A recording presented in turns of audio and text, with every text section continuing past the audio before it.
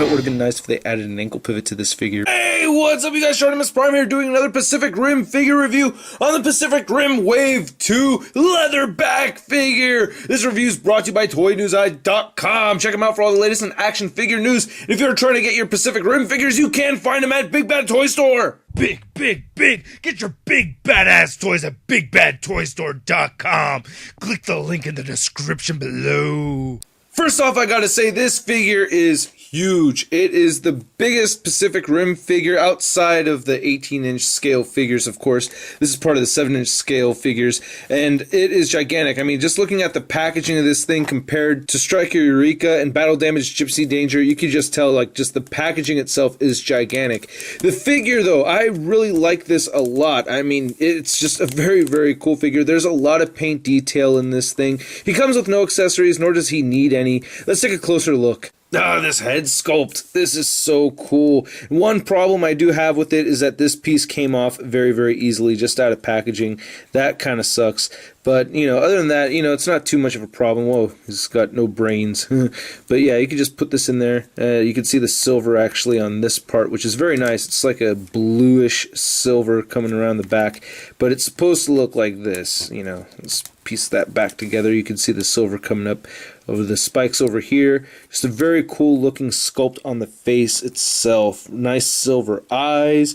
Just throughout the whole figure, it has this nice teal color coming through the creases on it. I love that a lot.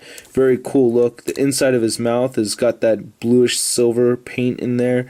Very cool. I like this. This thing's just making me geek out. I really like it a lot. I love this bright blue paint right here that they used for the lines. It comes through very, very well. Almost looks like it's illuminated. It's not, but you know. And then the belly is nicely sculpted on here. And you just get all these nice lines in his skin. It just looks very realistic. Very amphibious looking creature.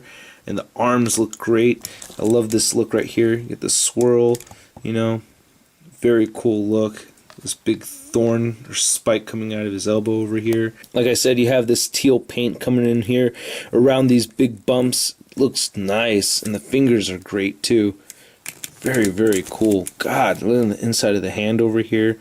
Just the detail throughout the figure is consistently awesome.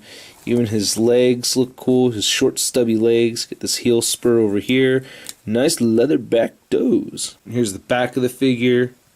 Like I said, I love this like armor kind of thing going on along his back. And this is his like EMP disturbance thing that he shoots out that takes out all the electricity throughout Hong Kong.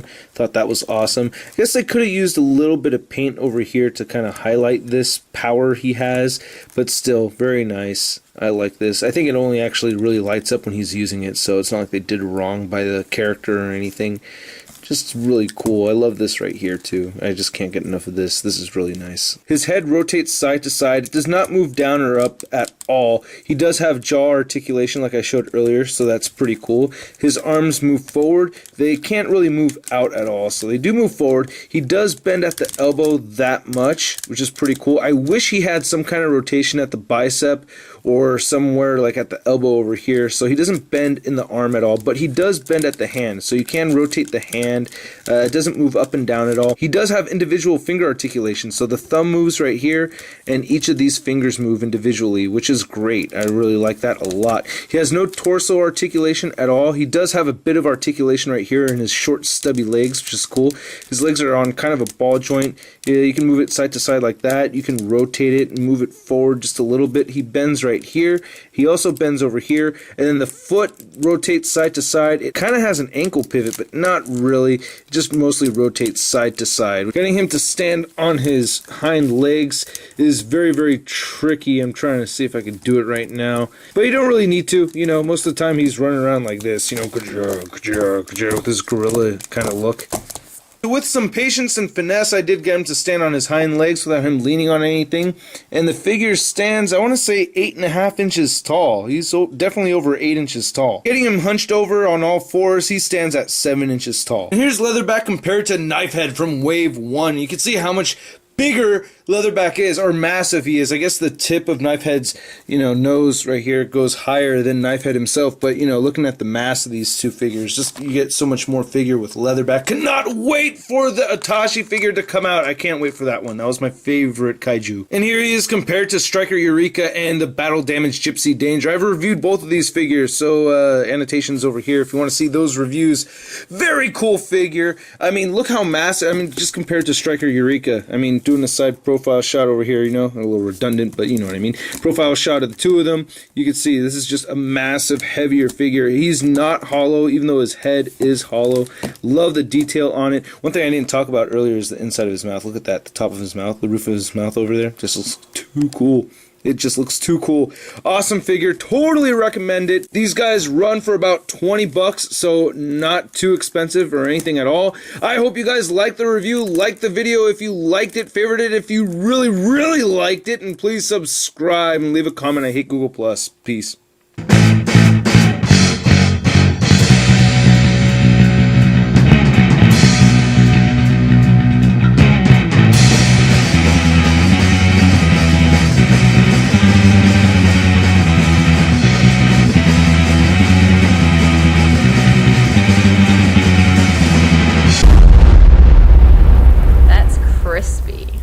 He stands close to...